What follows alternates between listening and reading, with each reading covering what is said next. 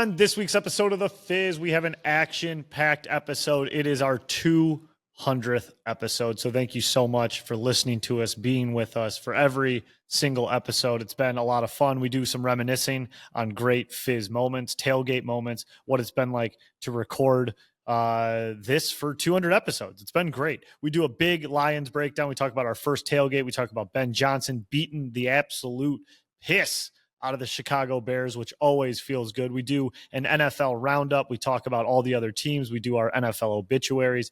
We do a little Red Wings update where we talk about Yzerman's press conference and we talk about the new Centennial jerseys. And then, of course, we give a Tigers update as well, hoping the boys can finally clinch the division and get into playoffs. And then, as always, we close with over-under. But before we get into all of that, I want to tell you about our amazing sponsor, Antonio's Cucina Italiana. Since 1964, the Ruggiero family has worked hard preparing fresh, authentic Italian dishes. These include delicious sauces, soups, and stuffed pastas. The hard work has paid off with award-winning pizzas, calzones, and, of course, their famous fresh baked bread. I love Antonio's, my favorite Italian restaurant I've ever been to. They have locations in Dearborn Heights, Farmington, Canton, and Livonia, and then their original location at Roman Village in Dearborn. You guys, all of the items there are amazing. I always tell you about the pastina soup and the gnocchi that I get, but one thing I really want to talk about today is the steak and cheese calzone. The steak and cheese calzone is absolutely top tier. You have to try it. They give a marinara sauce on the side, which is delicious. It is a great carry-out item. Most people bring in pizza to the parties, which you can get at Antonio's, and they are delicious. I encourage you to show up with a steak and cheese calzone. It will be an absolute hit at your football watch party when you're watching the Lions win games. So go check out Antonio's. It's great for a family night, a date night, or a carry-out, whatever you want to do. An amazing Italian restaurant based right here in Michigan at all those locations that I mentioned. So go try out Antonio's. But now let's get into the Fizz. Hello and welcome to episode 200 of the Fizz. Thank you all for joining us for our 200th episode. It is Wednesday, September 17th. I'm with the main men, Ice Cold, Brulu, Chaney Football. Boys, how are we doing? We're doing great. Episode 200. Holy shit. I remember 100 like it was yesterday, but glad to be on this ride with you guys. 200 down. Thank you to the listeners. Are you kidding? No, we're rolling this. What is going on with you? This is it. No, I want the people to know that this is what we got to fucking deal with. We're not cutting this at all. No, you keep coughing. All right, we're back. Insane. Chandler, are you good? Yeah, we're not starting anything over. Go ahead, Chandler. Usually we edit that out, but that's like Lou 3 times an episode, whether he's moving or, starting up the lawnmower. It's insane. Frank, I can see the dismay on your face just like mine. This is how we're kicking off 200. Like, this is episode 200. We've done a million of these with fucking Ice Cold Brulu. He's always doing something. Last episode, he recorded in a barrack chamber where all the fucking noise was just echoing off each other, and then he rearranged all the furniture during the show. Not to mention he's like puffing his vape, adjusting his fucking mic, vape. Coughing. Yeah, no, okay, for what? From episode 90? Yeah, since like episode 197 till now, no vape, all right? Like, congratulations, buddy. It's been like 3 weeks. Unreal. And now he's asking us to start the episode over again. So you're driving me nuts. Frog in the throat, dude. Everyone saying. Gets a frog in the throat from time to time. Couple coughs. Just wanted to make sure it was a smooth intro there for number 200. The other 97, 98, fucking 95. We're not worried about it. 200, you need a smooth takeoff before the plane starts swirling around, tire falls off, we crash land and into the time zone, brother. Well, we did that. Here we are. Bumpy start to episode 200. I think Chaney's doing well. I don't even remember what he said. I was just pissed off at you. How are you doing, Lou? You got the frog out of your ass? Frog's gone. Doing good, man. Feeling good. Great day. Beautiful day out. I mean, it's like I thought fall was going to be here pretty soon, but it looks like summer's sticking around for a couple more weeks. Not mad about it. Had a great time at Tailgate on Sunday. I mean, it was just, things are good, dude. Vibes are high. Feeling good. Happy to be here. Happy to be alive, brother. Hell yeah. Hell yeah, my man. You got good news, don't you? I do, but I don't want to say it yet. I don't want to put the cart before the horse. But right. it's yes. Soon Okay. to be some all good right. news, hopefully, but it's not done yet. Well, my apologies. Maybe we'll cut that piece No, out, leave it though. in, dude. Probably Leave not, it though. out there. All right. Give people something to Unedited. look It's all right. forward to. 200. Unedited. Unreal. I do 200th have some episode. other good news. Maybe our Piped the game winner last night in hockey, dude. Absolute snipe from the point. I'm fucking just all the oil is just running through the engine right now, dude. I'm a absolute force this week. how'd you score it? Was it No, overtime, it was a or little just the third game period winner? action. I actually piped 2 last night. That's unheard of for your boy. Plus Wow. 3 game Apple two Genos. But the game winner was a little on the ice far side, fucking like from the top of the circle, just finding the corners, dude. You know how that goes.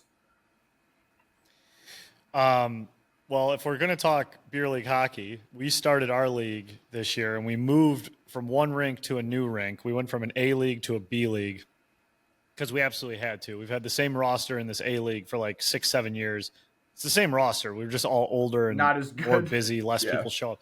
Yeah, just straight up. And like I was just sick of having like 5 seconds of possession each night. Like I want to carry the puck and like have some confidence coming out of these games. So speaking of that, we dropped to the B League, and we have our first game last week, late night, like 10 o'clock, 10:30, something like that. You know, season starting, we're all excited. We got new jerseys, we're buzzing, a couple new roster members, you know, a little bit of a change, new direction for us, very excited. Puck drops, other team scores within 7 seconds. First shot of the game goes sailing by our goalie.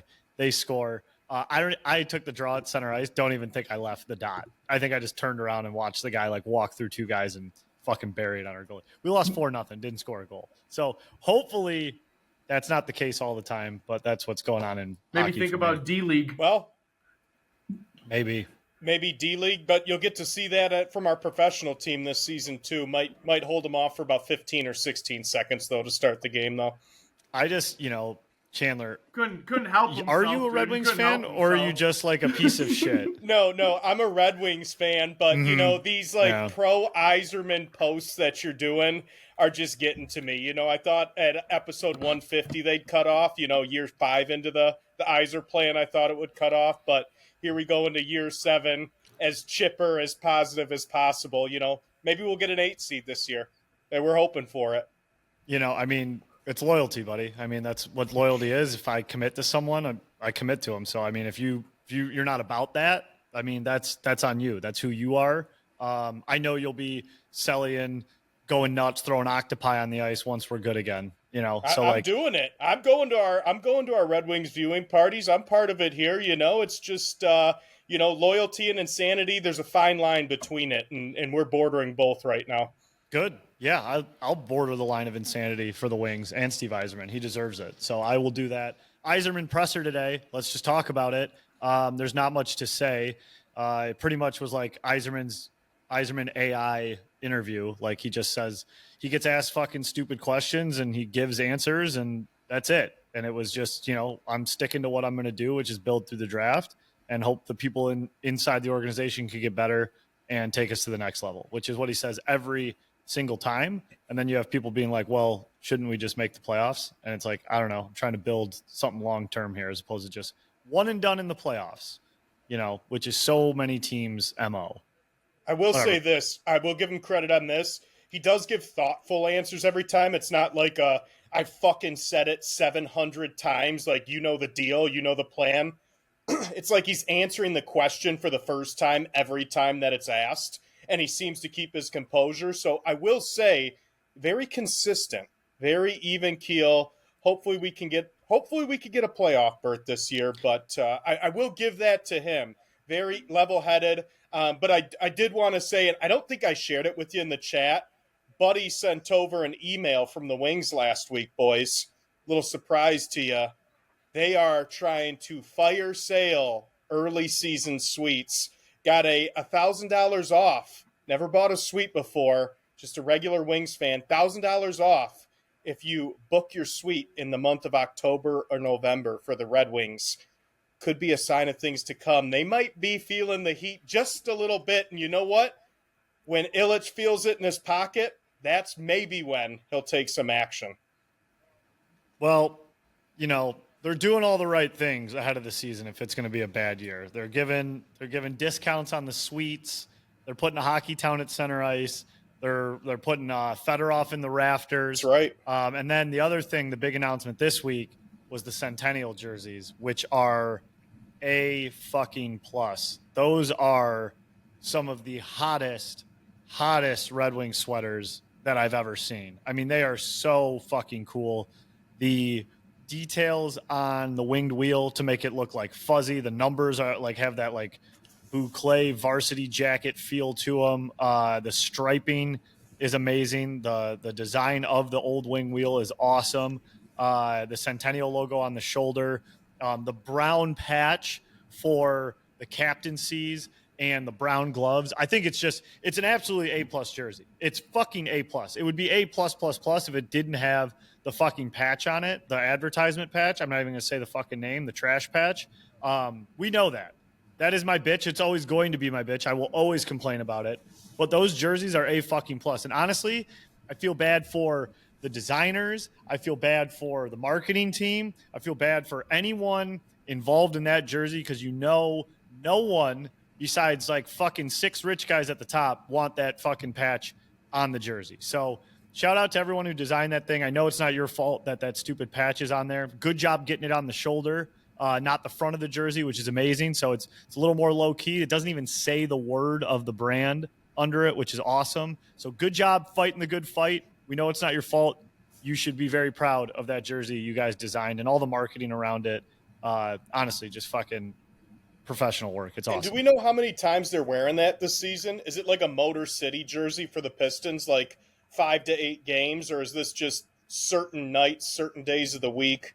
Honestly, I'm not sure. I mean, they should bop that thing out fucking 10 at times. Least. It's I love seriously it too, man. The brown, it's the like brown my favorite accent too. Just absolutely brings it all together.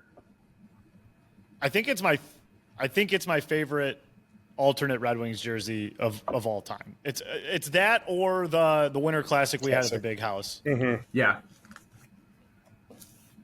it's sick. They did a great job. Should we get That's the Red Wings $1,000 off the suites, huh, Chandler? I think Champagne. Should we hit up Jerry? That's what I was thinking. I think I sent a DM to Jerry, but that guy's, I don't know. He's lost in Africa, Brazil, coaching high school soccer. I don't think he's gotten back to me yet. Yeah, I'll see if we got it in the budget. And the way I see if it's in the budget is I just like buy it and then see if he my yells bad, at me. dude. I didn't know that we were low. I don't know, dude. It's just like, yeah. And he's like, that's it. Then we just then we like just go we and just we have keep a good going. time. Yeah, then we just go and I expense everything and hope he doesn't yell at me for that. Fuck you, Jerry. And then we'll call him an idiot at the game. and then if he does, like, you know, but if he quit, we'd be screwed. For sure. I can't balance a checkbook. No. I mean, what? That a suite's like what? The revenue we get from one episode of the Fizz? Mm-hmm, exactly. Yeah. We make $75K an episode. Yeah, make it make sense, you know, here and there. Yeah, Antonio's pays us very heavily for that pasta read at the feel beginning. like wedding singer, we like go there and just hold our hands out and they put meatballs in our hand. Here you go. Thanks for the payment. Dude, I would love to. The one game I spent in the gondola was like, I thought it was awesome. Like that bird's eye view, it rocks. So you're saying we're going to get one this year? Awesome. Cool. Down. We're in. Yeah, I'll go.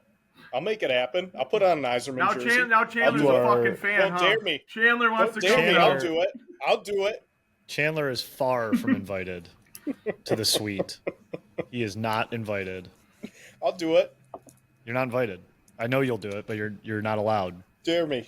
I'll do it. I know we kind of went off tracks here, and before we get into the NFL, episode 200, it got me like thinking like all-time moments that we've been involved with Champagne, some great Fizz moments. So I brought up some funny moments that I thought we could reminisce on before we got into it. Oh, hell The first one I thought of, I don't know why, the DCD Coney dog.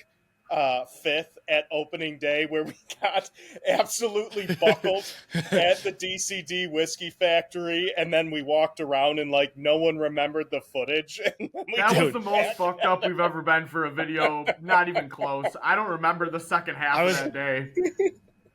there was, I mean, no secret Champaign Athletics for God's sakes. Like, there's no, we have a few pops at a lot of the events we do, and the things we do are social drinking events. Nothing tops opening day last year with the Detroit City Distillery hot dog bottle, drinking out of that thing. That was like, what did we do? And it all started at the Airstream with all those like, oh my heavy God, cocktails. what's the tequila? Fuck, I can't even think of the name of the drink, but we had like 5 mixed drinks there. None of us ate. And then we got handed handed a 5th with a hot dog in it. And they're like, go film some content. All right. And then like, I just remember we kept saying like, no, it's good. Like, we'll grab dogs in the city. And it was just like, with the amount you drank, like that little hot dog, it's like the Cheeto holding the door shut on that meme. Like, that's just never going to work. So I thought of that one. I thought of some funny Fizz moments. Lou taking the Dagwood as his favorite sandwich in the first round of the sandwich draft. I fucking stand by that. And Turok in the 64 draft. Oh yeah, those were two. Just they would have went undrafted. You know, the draft games were awesome. We should recontinue those because those were awesome. I thought of that. I thought of something that may not look bad this year. You didn't make the statement this year, Lou. You just said it, and jokingly, but Baker half unit when he was the quarterback of the Panthers and he was on the Rams by week 8. That was a pretty good moment in Fizz history. I think he was on the Browns at that time. No, it was the Panthers. Okay. You went to the Panthers. You said sprinkle a little Baker half unit, new setting. MVP. Yeah, he was in a new setting. When I was dapping him up, Frank, on the Browns was when me and you recorded in your garage episode 100, whatever it was, when we were sweating our balls off. Yes. That's a good Fizz moment, too. The 100-degree garage where I had to shut the door. We almost fainted. In the other 100-degree day, I was thinking about it during our last tailgate video this past Sunday when we played the Seahawks with the fucking masks on and we all were rolling around with those blue ski masks just on an 85-degree day. That was game 1 2 years ago, right? CJ Gardner-Johnson, we're all wearing the blue mask. A funny moment about that day, too, is like I remember us 3 going to the game. And as soon as we lost, fucking Chandler, you were out. You were gone. You were like, fuck this team. We're never going to fucking win. And you just stormed out. And, Pizzo fucking chased behind you. And I had to find you guys back at HQ. You just like sprinted home. Frank, you were still trying to eat a fucking super slice through that little hole of the mouth. You're like nibbling on the end of the fucking pepperoni. Oh yeah. Yeah. Oh, that was a funny moment. Shout out to Lou. I'll never forget. It's coming more and more spoken into existence. But the Brian Dawkins Branch comment after he was drafted.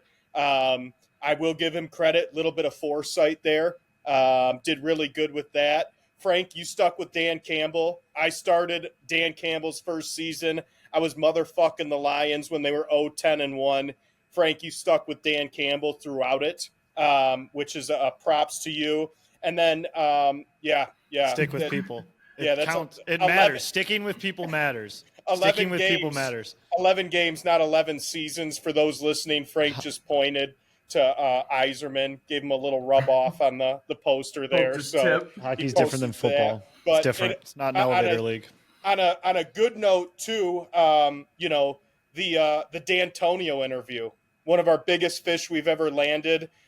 Prior to the Kenny Walker beat down of U of M, that was a big moment for us. JU, shout out for setting that up, and obviously moving on to big things with Michigan State. Frank, your interview of Yzerman back in the day, that was just prior to us joining.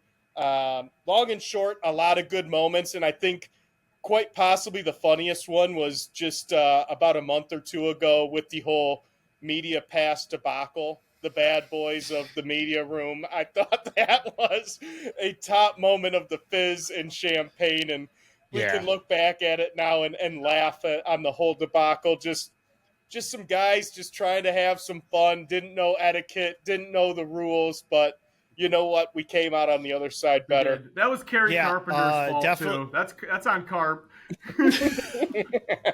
Yeah, let's talk about how sick that was in the media room, getting that video. Still got the video. It's deleted. I might just toss her back up, see what happens. But you gotta love also producer Mike that day. Let's just talk Oh, about yeah. him being the so we get the media passes. Producer Mike acts like, oh yeah, I get these all the time. It is no big deal. And I'm like, oh cool. Can I post a picture? He's like, yeah, I don't see why not. Well, turns out can't do that. Big trouble, big no. Fucking, nonchalant Mike thought that was like good to go. That was a bad idea. Yeah. Not only that, yeah. Mike like pretended like he knew everyone in there and like they were just walking by him, and then he like pretended like he knew where to go, where everything was located. I think we went up the wrong stairwell like 3 times and ended up at a dead end. Yeah. Follow me. I know Yeah. I know where to go. Like, dude, that guy doesn't know you. No one knows you. And then last moment I have written down, and obviously we can keep the good times flowing, but the Rams playoff game, the absolute ice gate, ice bowl tailgate. Everyone's drinks were frozen. The mustaches, Lou's boogers were frozen on his mask. I mean, that was just an absolutely insane tailgate. I don't know if we'll ever have those conditions ever again for a Lions game. I hope not. That was, and just the pure gut feeling going into that game of that experience. Like, I don't know if I've been more nervous going into a Detroit sporting event game than that one. Like, that was just all time beating Stafford at home. It was unreal. Awesome. Unreal. Awesome. We've had some great times, a lot more to come. And speaking of the tailgate this weekend, me and Lou out there. Honestly, Channing, we missed you big time, brother. We know you had some shit to take care of, but gotta say, and it's not to rub it in, one of the most fun tailgates we had. I mean, the energy of opening, the home opener. Everyone's all fired up. Everyone's jazzed up. Most beautiful weather ever. It was just absolutely spectacular out. We had the jumpsuits on. We got yours here in the office, Channy. Jumpsuits were a big hit. We were sweating our bags off as usual. Easter market was popping. In front of the stadium was honestly so chaotic. More chaotic than I remember. I don't know if it's because we were closer to kick or it's because they had some structure up that was like funneling people right into us. But overall energy was like pretty unmatched, pretty excited, pretty great day for your boys for the tailgate. And I will say this, I wasn't down there, but I said to someone, they said, are you going down? And I'm like, no. They're like, man, the first game, that kind of sucks. And I'm like, what sucks even more is the Bears tailgate is always the best tailgate. Yeah. It was Thanksgiving last year. 2 years ago, we got that unusually warm day at the start of November. It was awesome. With the Bears. The people that travel, the banter, like, I'll let you guys take it away, but the Bears tailgate, in my experience, is always the best team. Better than the Vikings, better than the Packers, better than the Cowboys. Any team that we've hosted at home, the Bears tailgate, to me, always brings out the best in everybody out there. And they suck. And they suck, which just helps the shit talking. Like, it's like, oh, fucking Chicago's in town. No doubt. Yeah, and you said it. The Bears tailgates, for some reason, they always just pop off a little bit harder than the other ones. And, like, when we go out there for the videos, some of them, we're walking around, we're like, man, I don't know, like, couple good interviews, that was kind of funny. I don't know if we got enough. We're asking Mike if we should keep going. Do we go back? Do we start watching the game? Like, and then you have the tailgate videos like Sunday. We were like, this was just fish in a barrel. Like, every person you put the microphone up to, we didn't even have to ask them questions half the time. They were just going off the rip. I mean, it started right away. Like, we're talking to the security guards. They want a picture with us in the jumpsuits. Mr. Mississippi pops out talking about catfish and his catfish mobile. And we fucking being Bubba Gump's cousin, the most southern accent ever. And then it was just like, all right, we're off. Like, Band-Aids ripped off. Here we go. Dude, the Catfish King. Like, when we saw that guy, start of the season, first tailgate, pull up on the bikes, roll up. He's the first guy we talked to, or like second guy after the security guards, who are also pretty funny. I was just like, all right, let's ride. This guy's like, I'm the Catfish King. I'm from Mississippi. I have a 02 Volkswagen Bug that looks like a catfish, sure as fuck. We find it on the internet. He's talking about how much he loves the cheerleaders. Just hilarious, just absolutely hilarious. One of the funny things too is going around on tailgate asking everyone about Ben Johnson. I thought his number one storyline going into the game, biggest thing ever. So many people, I'm like, so what are you saying to Ben Johnson, before this game? And they're like, I'm telling him to go out there and, get it done, figure out a way for the Lions to win. And like, they didn't mean that in like throw the game for the Lions. They had no clue who the hell I was talking about. I was like, do you know that Ben Johnson's the head coach of the Bears? And just like watching people be like, well, that's what I mean. That's what I mean. You gotta just win the game. Just do your thing. Yeah. All right. That was hilarious. I mean, a couple other shout outs I'd like to give. The guy with fucking gout in his foot who like went on a 20-minute rant about how he couldn't drink beer anymore and he only drinks Trulies because he's got a pimp limp. that guy was amazing. What? The things that people say, you're just like, what? You're like, how do you feel with the Lions today? And this guy's on a 20-minute rant about his gout and like how he thought he was going to have to lose his leg. I don't drink beer anymore, just Trulies. So he said he pumped about 15 Trulies down instead of beer. I'm like, I'm sure that's good for the gout. It should probably go away in a little bit. Speaking of pumping, like we've ran into the Soul Patch Paulie. He had the most electric Honolulu Blue Soul Patch I've ever seen. And might have been the horniest guy at tailgate as well.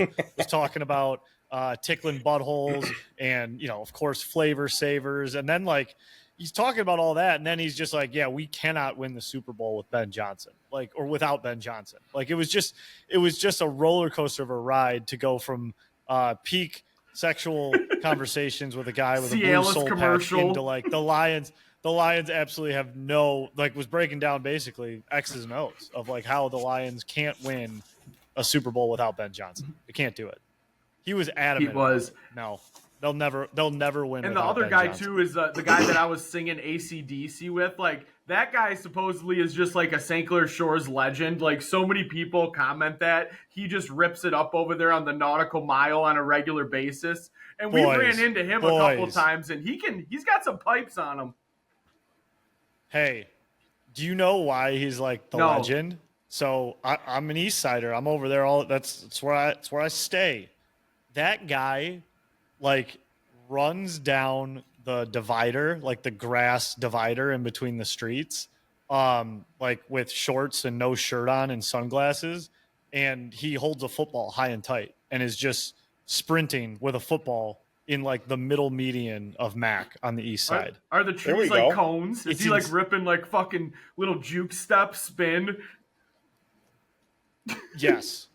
He is running with a football high and tight in the middle medians of Grosse Pointe, St. Clair Shores, Detroit. It's unreal. So like you look at that guy and you're like, well, that guy's like nuts, but maybe he just, I don't know, maybe he likes holding on to the football. Like maybe I should start bringing a football with me and running with it. And then like when I saw him doing the singing thing at opening day the first time and then today, it was like, oh, okay, that guy's just nuts.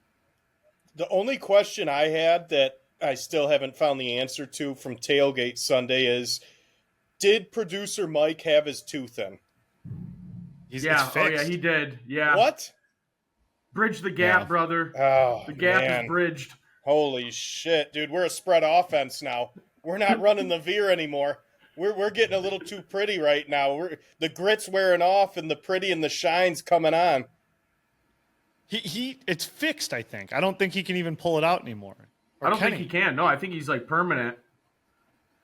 Yeah, I think he fixed his teeth. He's really changed. I can yank one out. All right, do it on camera. Let's do it. Yeah, let's do it. It's good content. Yeah. I think that would be pretty damn good content, honestly. Sure. But hey, another great tailgate. I still got to go through all the footage and pull some clips out. We got to put together a Choose Your Fighter post. You got to bring that back. Yeah, we got to bring that back. It's always a big hit. We didn't see some of the regulars. We didn't go by Harbor House. We ran out of time. Didn't see Tub Gators. No. They were not in Eastern Market. Crackman. Maybe they have Crack. We didn't see Crackman. I'm sure we'll see him eventually. We didn't see our Set the Tone boys. I think we just missed them. Oh, wow. Yeah, they tagged us. I know. Game of Thrones Yeah, tone we missed boys. them. Yeah, we We missed must have them. just missed them too because they tagged us on Instagram. I messaged the dude. I was like, "Fuck, we were just there like 5 minutes ago." I know, and I meant to put on the story. I kind of lost it in the shuffle of the day, but yeah, we're bummed we missed them. And then next one's the Browns, and you guys are gone, Yep. right? That's right.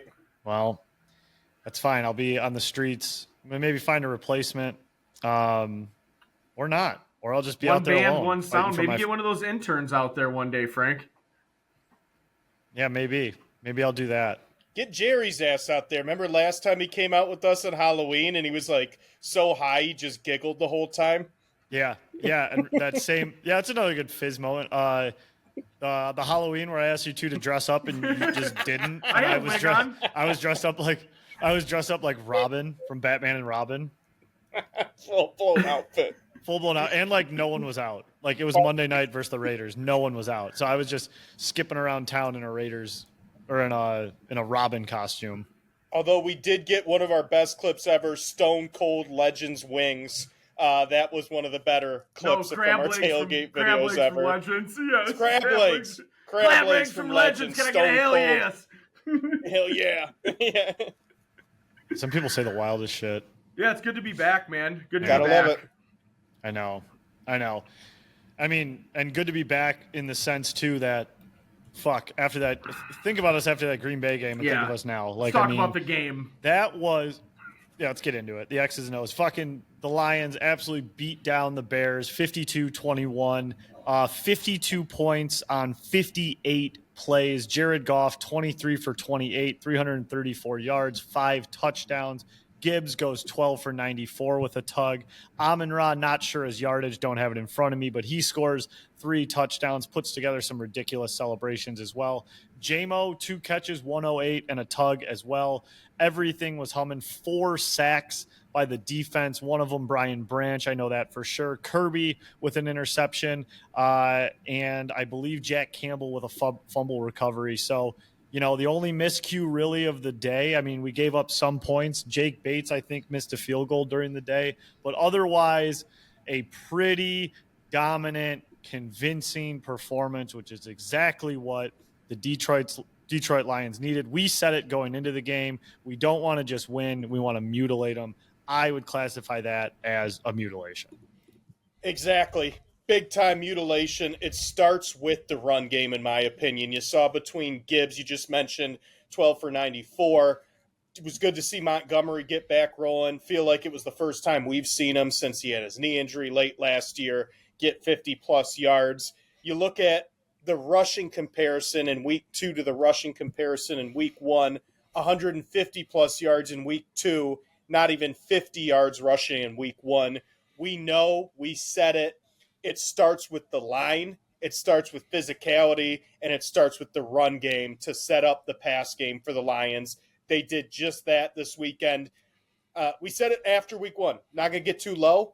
I'm not going to get too high after this game. We've got another big game coming up, but just what the doctor ordered. We should have put 50-plus on the Bears. We did put 50-plus on the Bears, which is exactly what we were going to do. Beat the bottom feeders, beat them down, get some confidence going into potentially one of our biggest games of the year here week 3, Monday night at Baltimore. But just what we needed. And I talked to some guys after the game on Sunday. I mean, literally, you could have prop bet every Lion. I think the only Lion whose prop bets didn't hit was Sam Laporta. Outside of that, I'm pretty sure every Lion, whatever way you wanted to take them, hit their props. So great game all around, top to bottom, offense to defense, and in between with special teams, complete domination. Oh, yeah, 100%. It was exactly what the doctor ordered.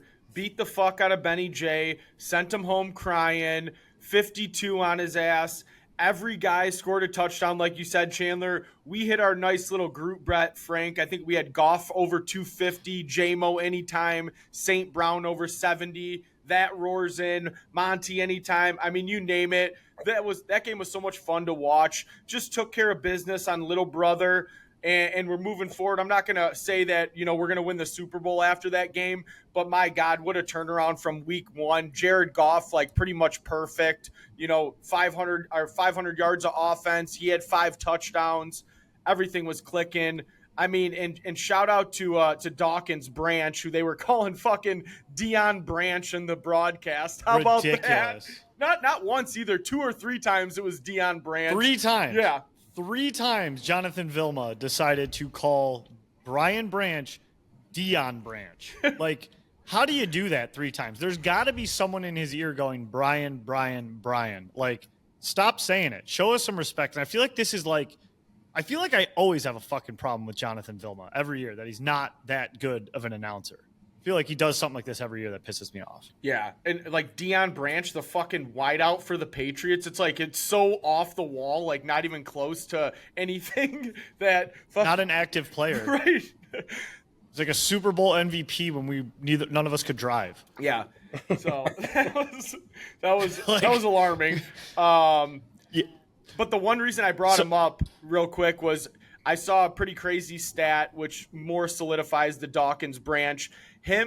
Brian Branch and Ed Reed are the only 2 defensive backs in the NFL since 1990 that have these following numbers: 30 pass deflects, 15 tackles for loss, 5 picks, 3 sacks, 3 forced fumbles. And mind you, Brian Branch has played fucking 2 games this year. So he still has a whole season ahead. He's going to put those numbers to bed, and he's going to be the guy, dude. He's going to be a fucking first ballot. Dude, I hope you're right. He is definitely the most dominating player on defense. I think we can say that pretty confidently right now. Yep. For the Lions. And considered throughout the league. He fucking rocks. So, like, Channy, like what you said, not too high, not too low, but it does kind of put you like, where do we actually stand, right? Green Bay looks like, and this is what kind of happens through 2 weeks, is like everyone overreacts, which like we do too, and it's part of the drill. It's part of what you're supposed to do. There's some teams you feel like you have a gauge on, and there's some that you don't, right? So like I do feel like that Lions game was awesome. We've sat through a few of those games. I mean, the Jacksonville game, the Tennessee game, these games where we just beat the absolute doors off of teams. We hit 1 million bets. They do all the crazy celebrations. I mean, we got all the internet moments you could ever want in last game. You had fucking this stumble bum celebration, which was absolutely ridiculous by Kirby, and Amik Robertson's catching the ball right in front of Ben Johnson. You had Amon-Ra faking the hamstring injury, which I hated. I hated that celebration so damn much. What is that? Just scaring everybody? I hated that. Number 3, the best moment of the game, in my opinion, Jared Goff baby giraffing it into the stands. By far. Dude, that was the funniest so funny celebration I've ever seen. Like, buddy, that is like a top paid American athlete couldn't even get into the stands. That looked like a limp body they were throwing in the back of a hearse. Dude, yes.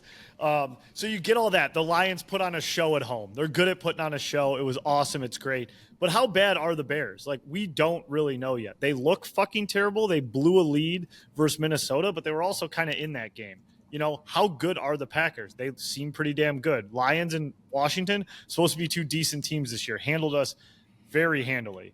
So I'm curious to see. We're really going to find out what the barometer is versus a very good Baltimore team in Baltimore on primetime Monday night. And on top of Baltimore just being a good team, they're a good team that like is our nightmare. Like, they have the most mobile quarterback in the NFL, maybe in NFL history, him and Michael Vick. Like, that is our nightmare. Like, any mobile quarterback usually eats us alive. The most mobile guy has killed us before. So I'm very curious of what the game plan is to stop him.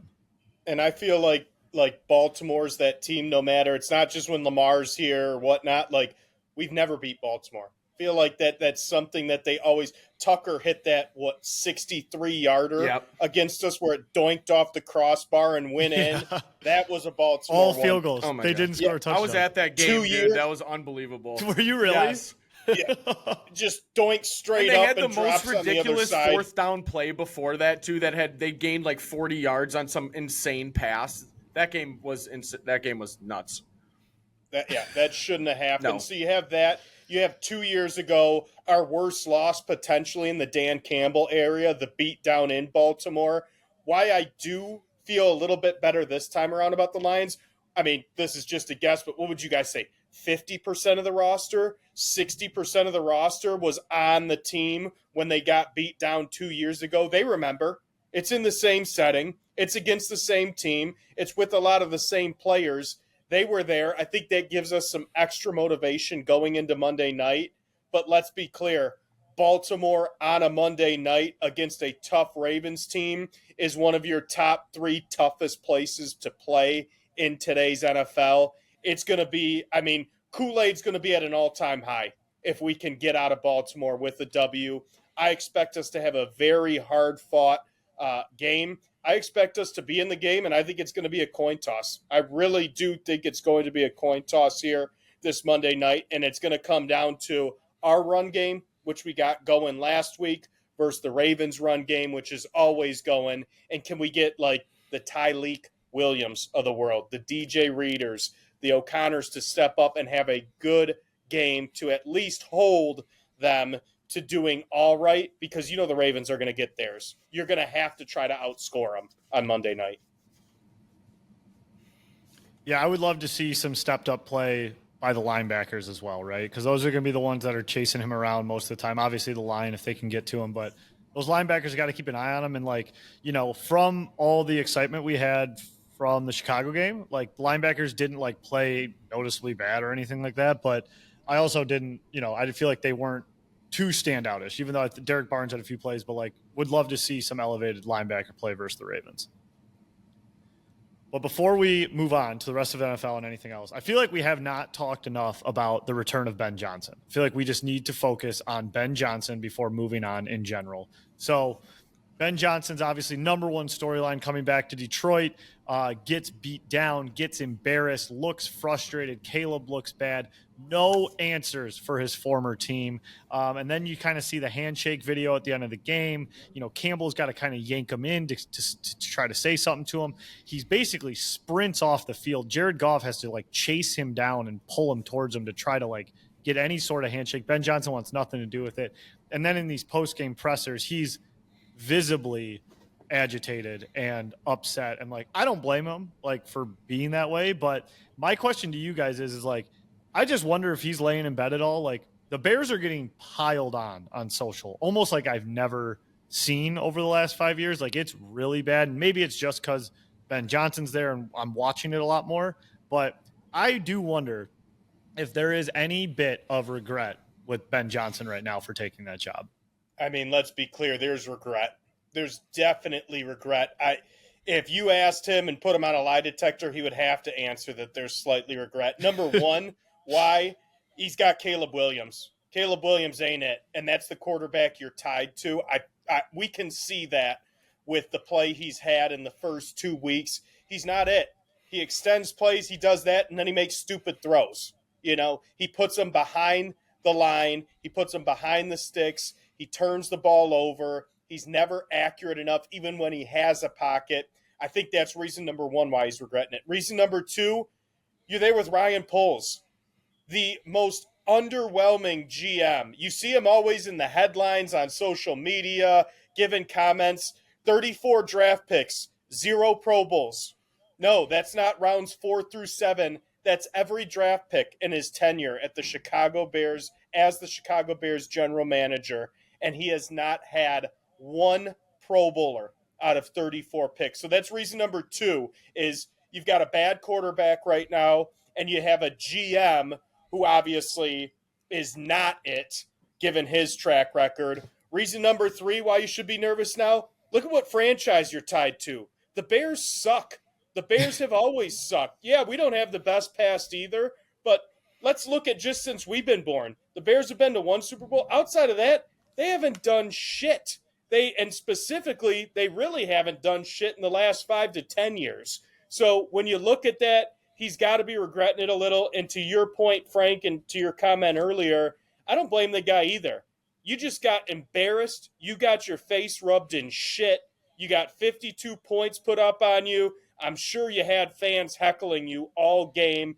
You knew God. This was the one you circled all off season as a huge game for you, and you got absolutely embarrassed. I'd be doing the same thing. I might have full-on Usain bolted back into the locker room. I don't even think I would have walked fast. I think I would have put my head down, sprinted, and shot some texts out to the guys that I wanted to say what up to after the game, because my ass wouldn't have been on that field for much more than 15 or 20 seconds post-game.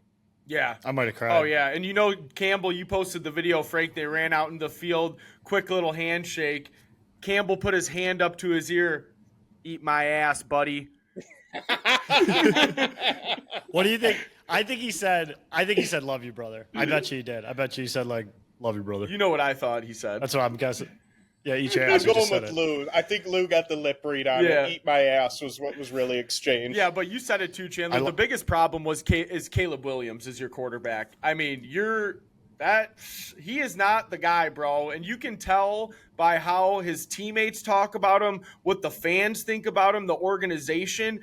Everything you see on him is like, oh, Angel Reese and her nail tech is doing his nails. Like, oh, sick. That's what I want to hear about my fucking star quarterback in the NFL, the most manly game ever, getting his nails done before the game. I'm sure his teammates are pumped about that. Imagine being a lineman. I'd be so upset. Imagine being an offensive lineman, the fucking in the trenches, dealing with what you got to do, and you're fucking protecting this candy ass. Like, there's no way that it's working out. There's just no way.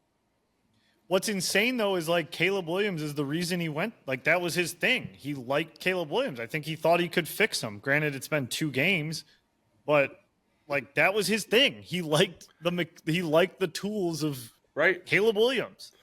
But I mean, maybe he doesn't know who he is as a person. You know, the Bears got to sell it to try to get their guy there, and it's right now it's an absolute fucking dumpster fire. And I mean, you're talking Ryan Poles, Chandler. Their 2 second-rounders inactive versus the Lions. Their 2 second-rounders were inactive versus the Lions. And then Cortland, what is it, Loveland? Is it Cortland Loveland? Colston. Thank you. Colston, same fucking name. Colston Loveland, like he played what? Half the snaps, if that? Why did they draft a tight end at 10? I mean, fuck. It's so fun to watch this shit like in reverse. Like we've done all these things. We've been there. The Bears are doing. Yes. Poles is their Millen. He sure is. Poles is their Millen. No doubt. The difference is he's been able to land some decently big names in free agencies and trades, and they just can't mesh. You look at the TJ Edwards of the world, the Tremaine Edwards. You look at Mack. Yes. Khalil Mack. Khalil Mack was on them. You look at DJ Moore. These are some big name guys. Jalen Johnson, who's now potentially out for the year. You look at Joe Tooney, who they got on the O-line this offseason. They've actually landed some big free agents in the last 2 to 3 off seasons. They just can't fucking put it together. It's just a poverty franchise. That's what it comes down to. Some franchises just will never get out of the gutter, and one of those franchises is the Chicago Bears. And that's why the Lions are so nuts, because we were that. We were that. And somehow Holmes and Campbell and that whole team has ripped the roots out of like being the shittiest organization in sports. Like it really doesn't happen. Like bad teams, bad orgs stay bad orgs. Mm-hmm. You know, forever. Browns, Bears, Jets. Browns, Bears, Lions. Yeah, Jets. Oh man. Well, and I just, with the players, like we saw the golf thing, and it just felt like everyone was kind of, Amon Ra's like talking about booing him in the podcast. Like, you ain't a head coach, Ben. You ain't a head coach. Meek Robertson's talking about, like, I caught that pass right in front of Ben. I didn't even care. Like, Kirby's doing the celebration. I mean, I think him leaving put a little more salt in the wound than they let on.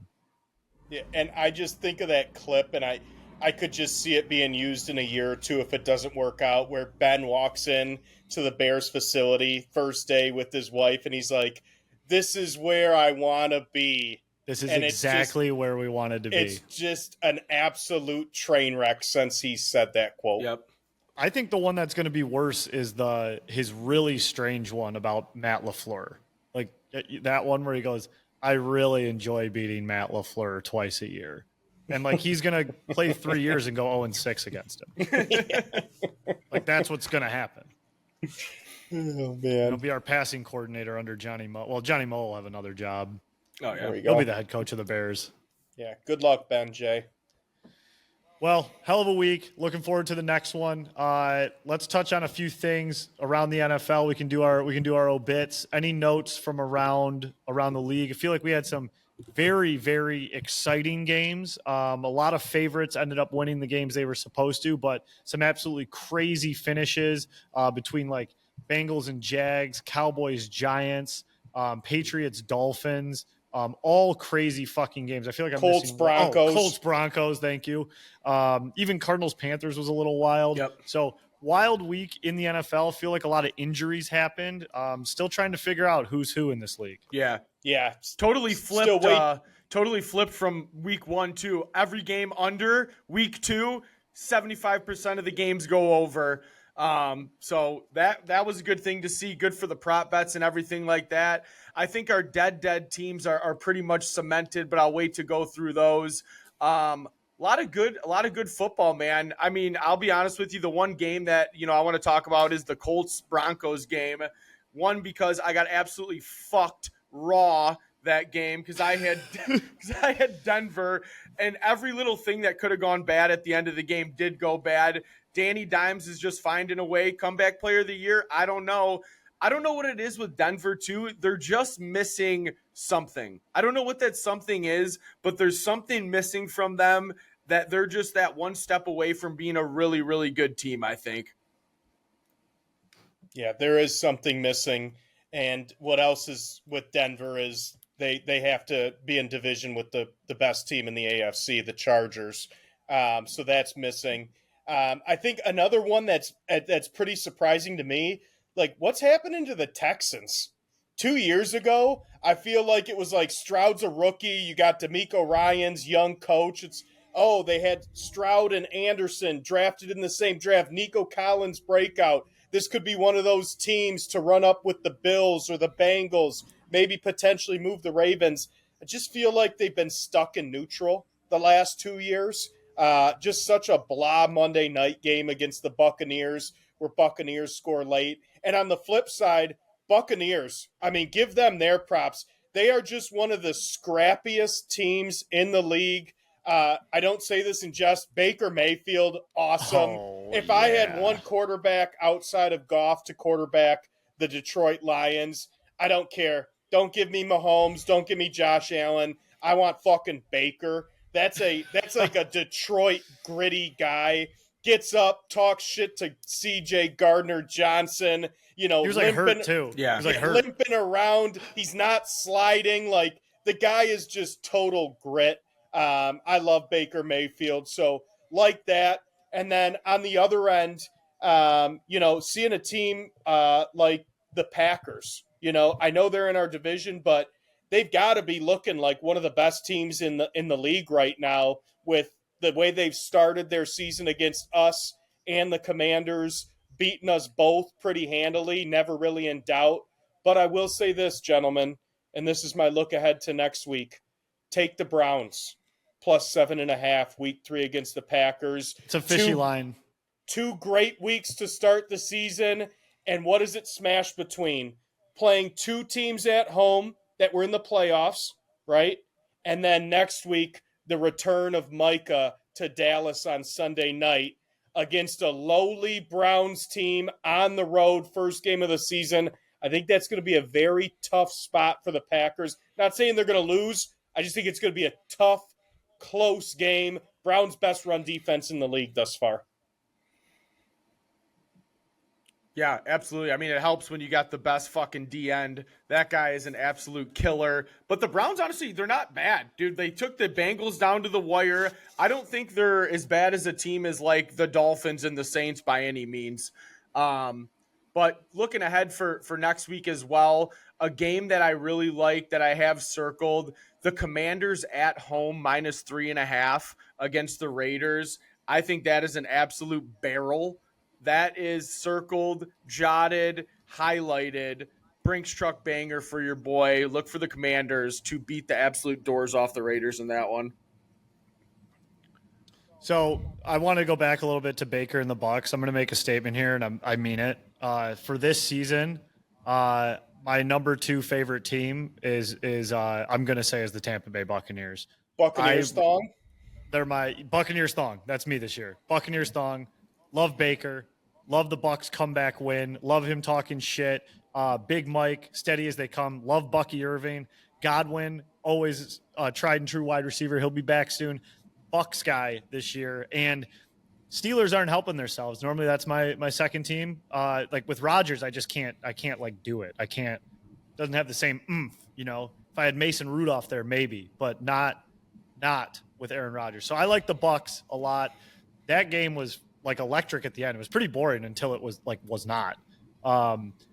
So you guys are talking about bets for next week, and you're both probably going to yell at me, and I don't really care because I'm calling this the don't overthink it of the week. You know, there's traps and there's things that you need to think about, and I like what Channy's saying about the Browns, and I think that's a good way to think about it. My not overthink of the week is Kansas City at New York on Sunday Night Football. I'm sorry. It's 6.5 points. Mahomes' record in primetime is like what? He's lost like the 2 Super Bowls. That's it. They're 0-2. They're embarrassed. They hate this. It's going to be primetime in New York. New York's still a bad team. I do not care about anything, how maybe they're not as good this year. Maybe they're not going to win the division. They will win that game and cover that game. There is no doubt I'm taking the Chiefs -6.5 Sunday Night Football at New York. Don't overthink that one. That is crazy because if you don't take that, or if you take the Giants, you're going to be a lot more mad at yourself than if the Chiefs blow it for you. So, Frank, you get to see your 2 favorite teams at Ford Field this year, Buccaneers and Steelers, huh? That's Get right. Get your thongs out for the tailgate. I thought Steelers was at Heinz. It's here. It's here. Arcashire, Cincinnati and Baltimore. Yeah, Cincinnati, Baltimore on the road, Browns, Steelers at home this year. I didn't know Rodgers was coming back to Ford Field. For whatever reason, I had it in my head that was at Heinz. Yep. That's sick. Speaking of which, tough loss for the Bengals, huh? This is why you can't look too far ahead. We said that in our NFL preview of the year is don't look at the schedule before the season. Look at the schedule while the season's getting played out because injuries happen every week. Even if a guy misses a game or two, what looks tough on the schedule at the start of the year may not be as tough during the year. What looks easy at the start of the year may be a tougher game near the end of the year, but tough loss for the Bengals, Burrow. I mean, they can't seem to get it together after they made that Super Bowl run. Something's always derailing them. But I will say this, that Jake Browning he's a pretty good quarterback. He filled in pretty well for him last week. He filled in pretty well for him and at least put up good stats when Burrow was injured in previous seasons. So I'm not counting him dead or anything like that yet. But to win a Super Bowl, you're not going to win a Super Bowl with Browning. You need Burrow to win a Super Bowl. But can he keep the ship afloat? Can they stay at or a little above 500? Yeah, they can.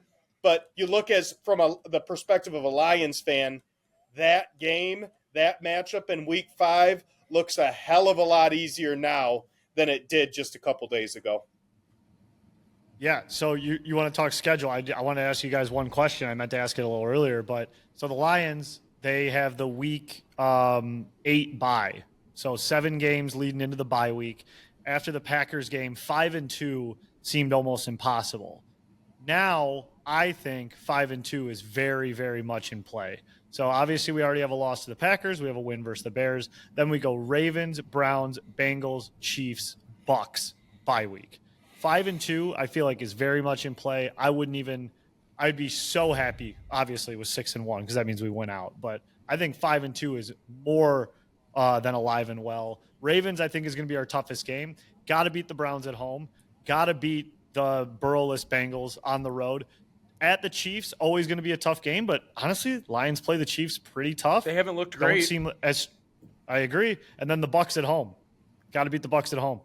I like that 5-2 train of thought. My thought is Chiefs is going to be a pretty tough game. They're going to be in desperation mode by that time of the year. But you look at a couple tough games on there. Ravens, revenge game from 2 years ago. Bucks, revenge game from losing to them at home last year in Week 2. I think their head's going to be on really straight for those 2 games. I fully expect us to win in Baltimore this week. I know that sounds crazy. I know people would have called me nuts for saying that after Week 1. I honestly, truthfully, in my heart of hearts, and I always try to play it as even as possible.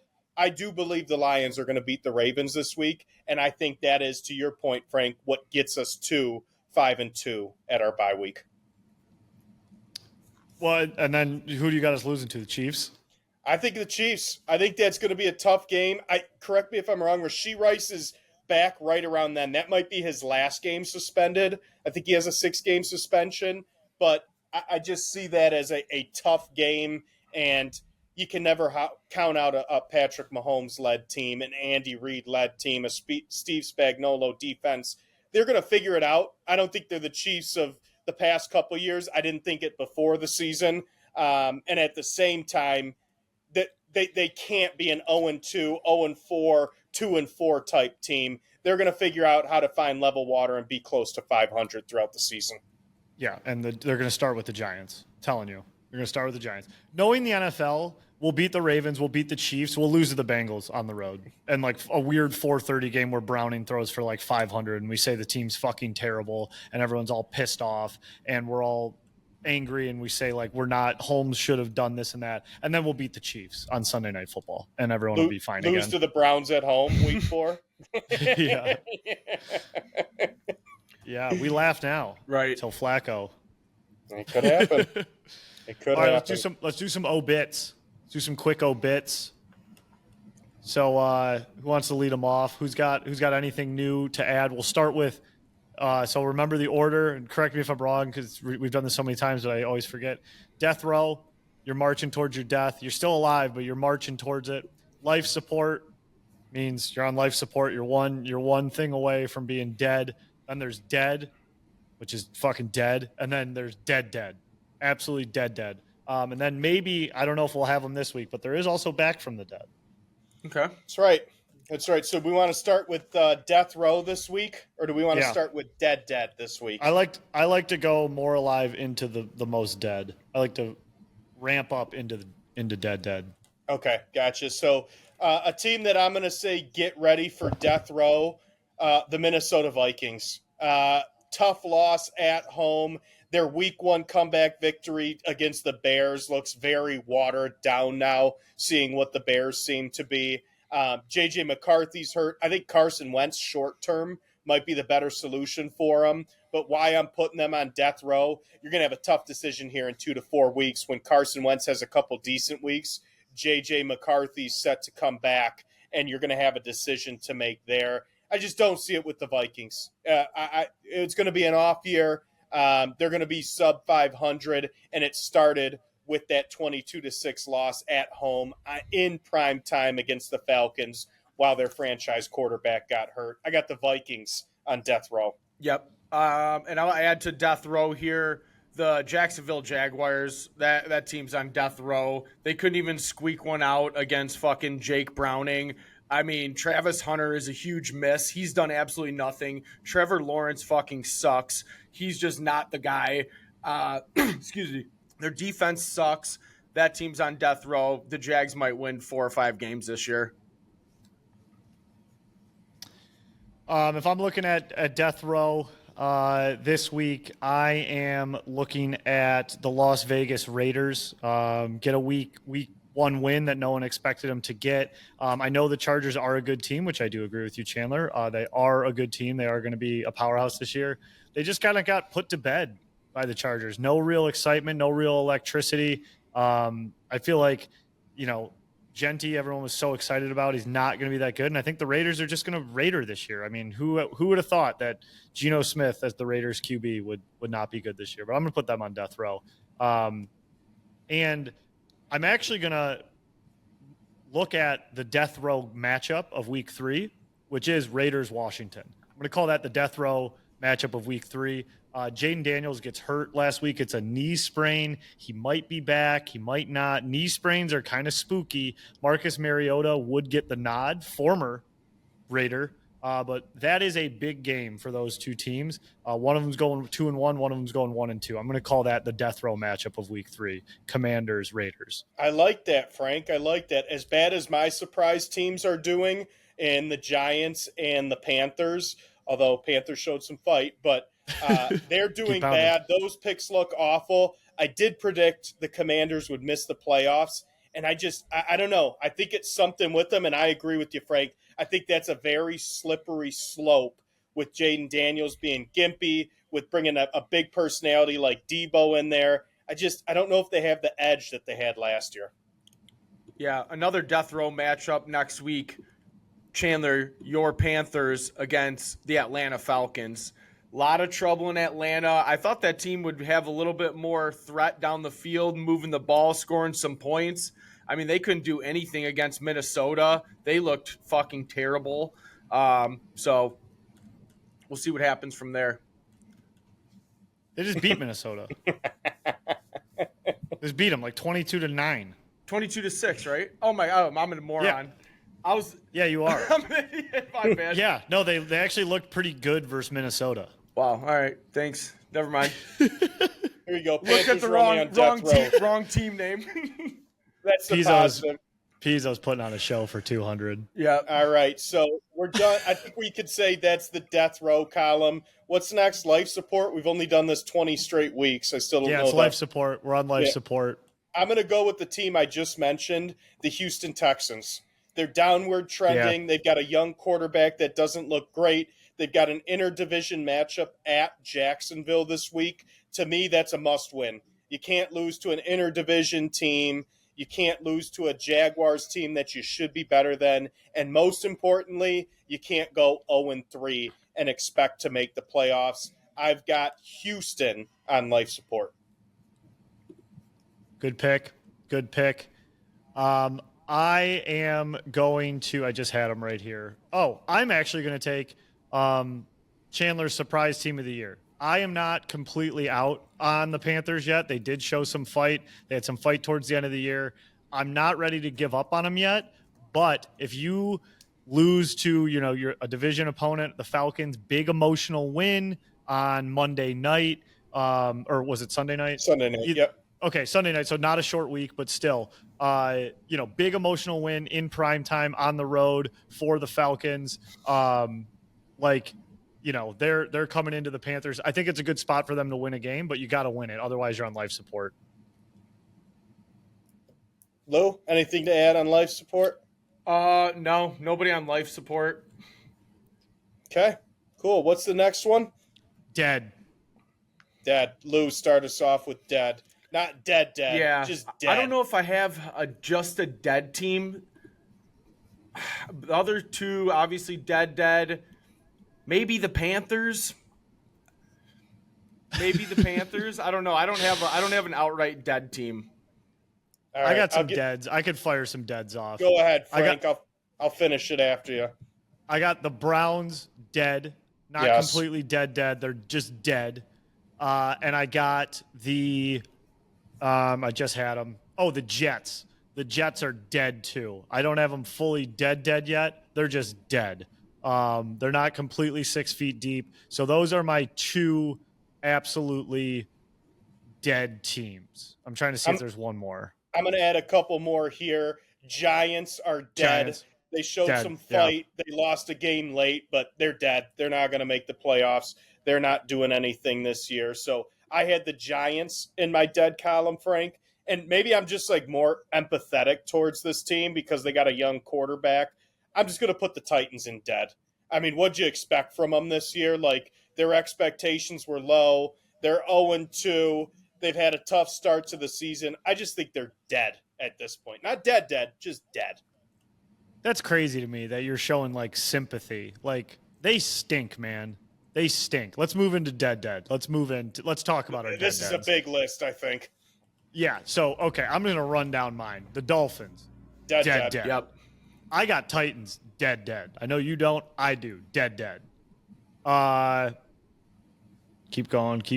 I'm looking. Keep going. You got to have the Saints as dead. The Saints, dead. Thank you. The most dead, the deadest team out there, the Chicago Bears. Besides the Dolphins, the Bears are absolutely dead. I feel like I'm missing one. I feel like there's another team that's I had them dead. Oh, okay. Browns are dead. You look at other teams. I mean, I don't know if you can consider this team. Oh no, you already said them. Jets. You put them in your dead, didn't you, Frank? Mm-hmm. I was Yeah, going to say maybe dead, but I mean, Justin Fields hurt. They might not be dead anymore with Justin Fields being hurt and Tyrod Taylor, a.k.a. T-Mobile, in. They might have a better chance to rip off some wins here. So I do like that as the dead classification, not the dead classification. But I think it just goes with those teams that you had. You got the Saints, and you got the Dolphins, and you got the Bears. And outside of that, you could potentially put the Titans in there. But 2 weeks in, I think it's just those teams who are dead at this point in time. Who's going to surprise us? Who's going to come back from the dead? Who's going to do it? It's going to be someone here soon. Someone's going to go from 0-2 to 2-2, and that will be our first back from the dead. I feel like back from the dead, you can't do it till week 3 or week 4. You can't be back from the dead after week 1. Yeah. You're still dead at that point, you know? I agree. So, well, that's that. Well, moving on. Let's move in. Do you got anything else, or should we get our over-under in? Quick Tigers update. I think we should do a quick update on the Tigers. Only about a couple weeks left, 2 to be exact. End of the month is when the playoffs start. So Tigers lost a tough one yesterday. I thought that Kerry Carr-Palmer was going to propel us into a great victory against the Guardians, only for Will Vest to come in and what did he do? Give up 4 runs in 16 pitches or something like that? Dude, that was actually like the craziest, worst pitching performance I've ever seen. He threw 10 pitches and went like double, triple. Like and then another single to give up, like to give it away immediately. He did it all in like they were all whacking the first pitch. Yeah. That was crazy. He looked terrible yesterday. Good news on that front, if there is any. Finnegan should be back here shortly off of his IL stint. And I did hear Paul Sewald, who we acquired from the Guardians as a relief pitcher, should be back here in the next week or 2 to ramp up for the playoffs. We haven't seen him in a Tigers uniform yet, but I mean, honestly, any bullpen arm at this point in time is better than what we've been seeing at this point in time. I know I was one at the end of July, early August, who was a little nervous about the Guardians maybe catching us, but I did some research, hey, what's going to happen? Are we still going to win the division? For any Tigers fan who is nervous, Guardians have 12 games left. We have 11 games left.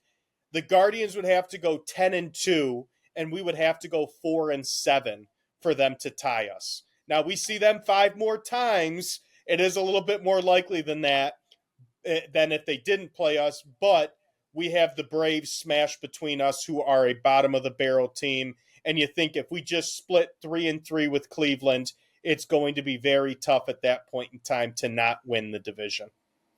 I hope you're right. We've seen crazier things, which was obviously last year. And I just got to say, Channy, like, this is all good. Like, it just feels like, it doesn't even feel like we are crawling to the finish line here. Like, it just, to me, it's like, great, we may win this division. It's all wonderful. But, like, we got to be under 500 in the second half. Or close to it. Damn close, if not, yeah. And it just, to me, it doesn't feel like we're going to win a 3 or 5 game series in the playoffs. Like, that's where I'm just like, yeah, great. We might win the division, which is really exciting. I love winning it. But, like, it's like Houston. Like, we're going to just get smacked in the first round by whoever's the hottest team. Yeah, I agree. It's one of those things where we feel like it, but what were we nervous about the second half of the year? The bullpen, 1, we're getting healthier there, and 2, our pitching outside of Skubal, right? We were like, hey, you got Skubal, you got the best pitcher in the league. What's going on after that? Flaherty's looked better the last month. Mize had a pretty good outing yesterday. So we need that 1, 2, 3 punch really humming and building some momentum going into October. And I feel a little bit better about that. And you know what? We still got the best fucking manager in the league. That matters so much during playoff baseball. I understand coaches, this, that, but to me, playoff baseball compared to regular season baseball has so much more strategy in it. Whereas when you see in the other sports, it's like any other game, right? Hey, you just do it, do what you did, do your lines, do your rotations for basketball. You lean on your offense and defense coordinators in football. In baseball, There's so many things you got to do with pitching matchups, who you're batting against where, what guys are sitting what days. Are you doing lefty on lefty, righty on lefty, righty on righty? There's so many things that go into strategizing, and the Tigers are lucky enough to have the best manager in the league putting those chess pieces in place where they need to be. So a little unsettling. I think that's the word I'm using right now with the Tigers. It's a little unsettling, but at the end of the day, we've still got just a front seat look at taking the AL Central, and not only the AL Central, a bye week and getting that home field advantage for that first series, not having to go through that little dinky 3-game series to start off the playoffs. Right. And I just don't feel like we're World Series contenders right now, but get in, then figure it out. Baseball's weird, right? Baseball's a little bit weirder than other sports. When we lost to the Cardinals, that team sucked that year in 06. They were a terrible team. They caught fire at the right time. You see that in baseball and hockey more than you do in football and basketball. And, lucky for us, we just need to get these next 10 games out of the way, get healthy, and get that 2-3 combo of starting pitchers back into midseason form. I agree.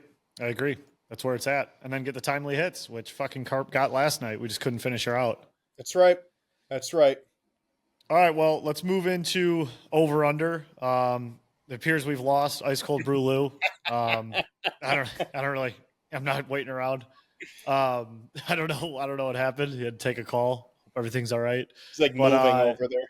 Do you have an over-under for us, Channy? Do I have an over-under? I don't have an over-under, but I could give an over-under if you'd like me to. Yeah, that'd be great. Okay. I'm going to do something that I thought of this weekend. It's getting to be the fall time of year. It's getting to be that, hey, what do you do? What do you have in fall? What are the things you eat in fall? So, underrated. Pumpkin flavored anything.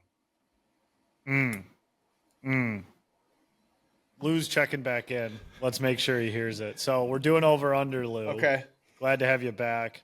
Pumpkin flavored anything. Chandler just stated it. Believe we've done this before, but I'm going to start. That's fine. Who cares if we've done it before? I'm going to say pumpkin flavored anything underrated. I love my pumpkin flavored stuff. We've definitely talked about pumpkin pie before. That shit slaps. I love fucking pumpkin pie. I will shamelessly admit I love myself a fucking PSL pumpkin spice latte. I don't give a shit. I will suck those down in the fall. I think those things rock. Trying to think of other pumpkin flavored things. Pumpkin roll, pumpkin cheesecake. That's right. I think we did talk about this because I remember pumpkin roll. Yeah, I like pumpkin everything. Pumpkin's good, underrated. Coming back to it now, Frank, I think we did the best ways to consume pumpkin one time. And didn't Lou say like raw pumpkin or grilled pumpkin? Something nuts. Yeah, it was something grilled pumpkin. Because we were talking about I do remember that. Come on, boys. I got pumpkin on the grill. Come on by. We're watching the game. I agree with you. Underrated. Pumpkin-flavored stuff rocks. You guys named it all. Cheesecake, rolls, pumpkin-flavored coffee creamer's good. Like, I can go down the list. It is. I enjoy the pumpkin flavor myself as well. Well, I'm gonna top it off. It is underrated. Why I thought of it is it's pumpkin custard season at our local custard spot. It is called the Custard Spot here in Utica. They do for the last 4 weeks of the year, their special flavor for custard is pumpkin, and it's like something me and the wife go to. We try to get out there a couple times while they have it on special. Love pumpkin flavored anything, but specifically love the pumpkin custard. So I'm going to go with underrated. So good. Yeah, pumpkin flavored ice cream rocks. If Hudsonville's listening to this, send me some of that. Hudsonville. So remember Hudsonville sent me that ice cream? Yeah. They had one this that brownie. melted? Yeah, the one that melted. Then Mike thought it was fine. I told him to throw it away because that's disgusting, but whatever. They sent us some new ones, and they sent us like this brownie batter. It was a fucking plus. So shout out Hudsonville. Thank you for sending that. It was so good. I got Deer Tracks, which I'm guessing is like their brand of moose tracks, and then the Blue Moon still in the freezer. So we'll have to dig into that. There we go. Shout out Hudsonville. Shout out. And shout out you guys, the listeners. Thank you for listening to us. This is episode 200. I know at times it's been rocky and inconsistent. We're doing our best to do this week in and week out. So we appreciate you guys being here. Appreciate you being fans of us, supporters of us. Thanks for following Champagne on all the channels. Good luck on all your bets this weekend. Go Lions, go Sparty, and we will see you next week. Thank you, listeners. Thank you, supporters. Cheers to 200 more, boys. Go Green and go Lions, baby. Peace. See you.